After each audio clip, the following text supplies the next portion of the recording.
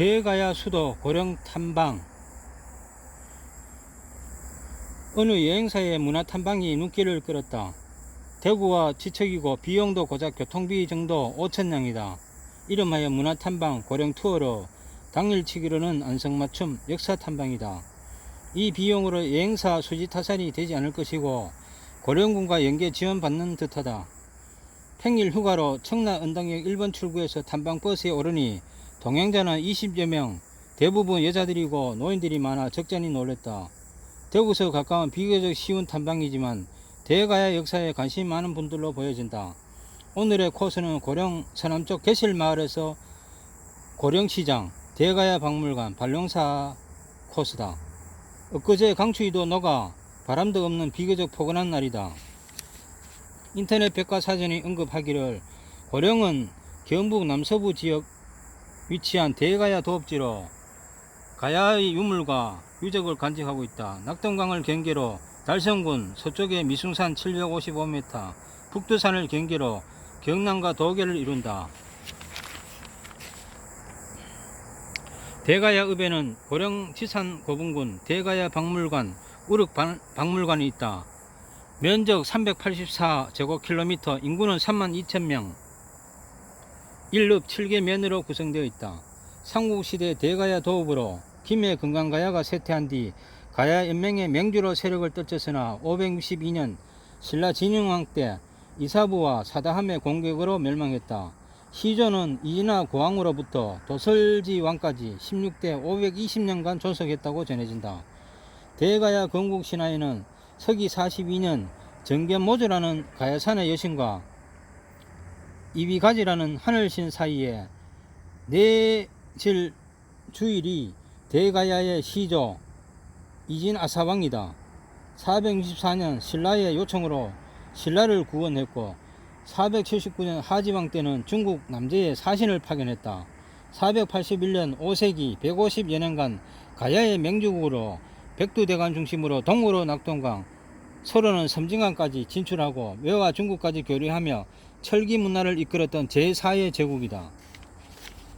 522년 인해왕은 신라 왕족과 결혼 동맹으로 신라 이찬 비조부 누이 사이에 태어난 자가 월강태자로 신라 마지막 왕자가 마이태자라면 대가야의 마지막 태자인 셈이다.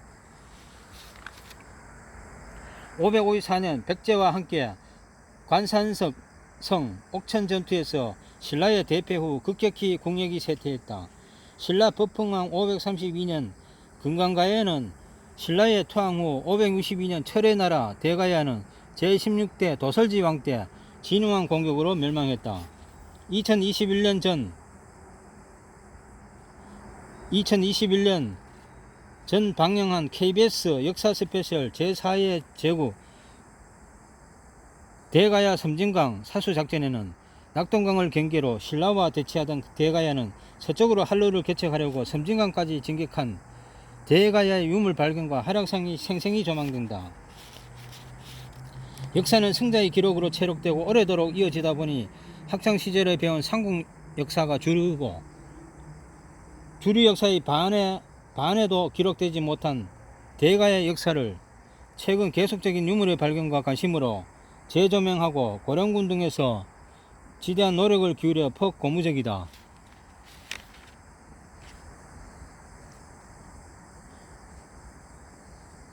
대가야 박물관에서 구수하게 쉬지 않고 설명한 60대 초반 남자 문화해설사는 고령 지산동 고분군을 포함 가야 고분군 전체를 유네스코 등재 신청 진행 중으로 현재 위원장이 러시아인으로 우크라 침공으로 회의를 열지 않고 있다니 안타깝다. 유네스코 국제문화유산으로 등재되면 대가야의 문화는 세계적으로 각광받을 것이다. 이후 최근에 유네스코 국제문화유산으로 등재되었습니다. 학창시절에 배운 역사는 전부가 아닌 일부이고 제대로 배우지 못했음을 자각한다. 이번 대가야 수도 고령 문화 탐방을 계기로 고려 이전 우리의 역사는 삼국이 아닌 사국임을 당당히 자각하는 계기가 되었다.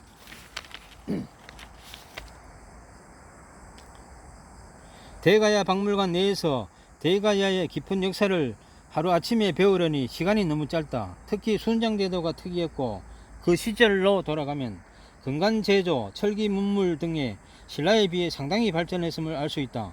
또한 외로 전파되어 그 기술의 우수성을 엿볼 수 있다. 시간적 제약으로 대가야 박물관 밖으로 멀리서 지켜본 주산 능선 따라 낙타 등처럼 솟은 수많은 왕족 봉분이 엷은 해살에 파도처럼 일렁이고 금방이라도 대가야 역사가 봉분에서 튀어나올 듯하다.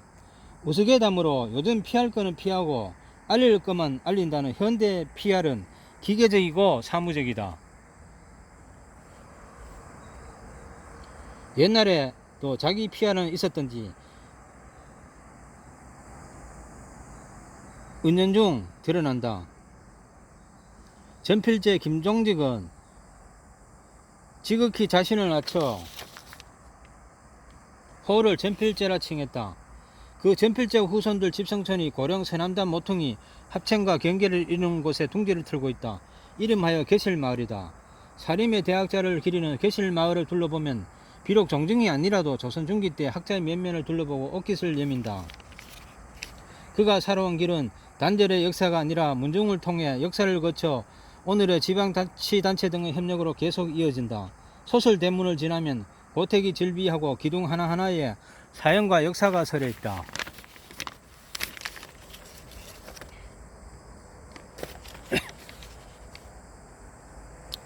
세종 때부터 성종 때까지 이어진 영남사림의 태도 김종직 대학자는 형조판서 및 사후 영의정 추전 이면에는 조의 제문으로 인상군 때 부관 참시 무어사를 겪었지만 지방에서 후학 배출해 지방 수령으로 공사를 구분 관리들의 표본이 됐다.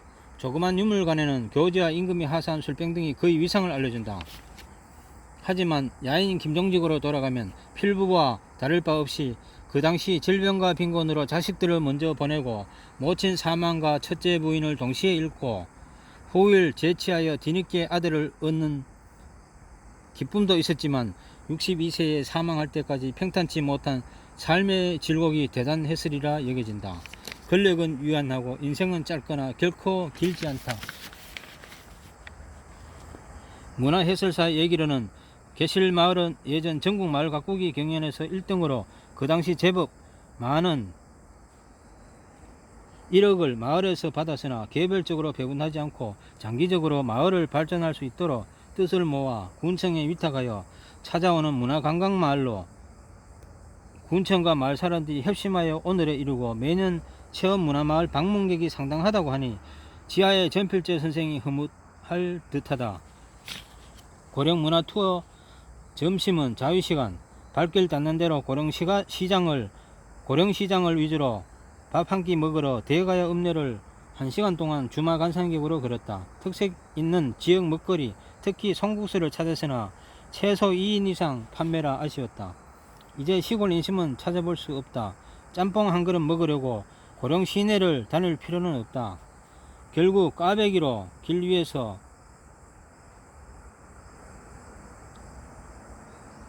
개는 감추듯 먹고 마지막 코스 발령사로 향했다. 겨울 낮이 짧아 해는 산속 위로 달리고 버스는 고속 질주한다. 발령사 관세음보살 앞면을 바라보며 조금 떨어진 사찰 입구 무인 카페 사방에서 찬바람이 들어온다.